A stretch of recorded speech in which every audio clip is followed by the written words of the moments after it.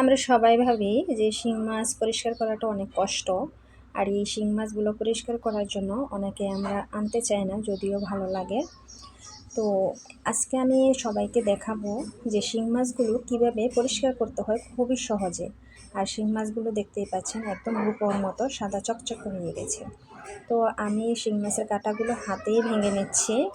আমার হাতে করে অভ্যাস, আমি পারি, সমস্যা নেই। আপনারা যারা না পারেন তারা বটি দিয়ে কেটে নেবেন।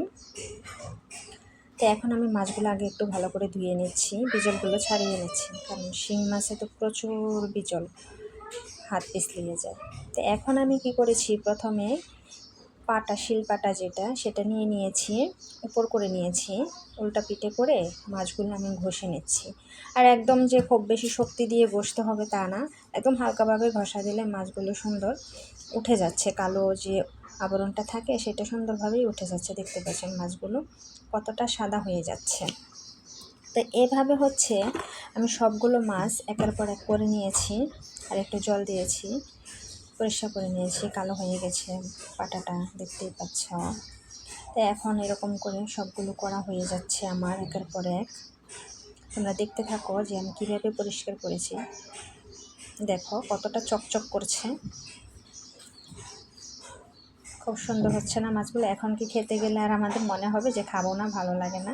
দেখো সবগুলো এক এক করে আমি এভাবে করে নিয়েছি। এখন আমি আবার একটু ধুয়ে নিব, কারণ ধুয়ে তারপর হচ্ছে মাছগুলো আমি কেটে নেব।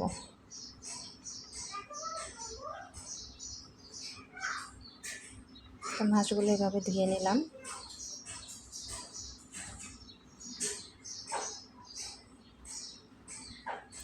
এখন মাছগুলো আমি সবগুলো কেটে নিয়েছি, কেটে নিয়ে মাছগুলো আবার আমি ধুয়েছি।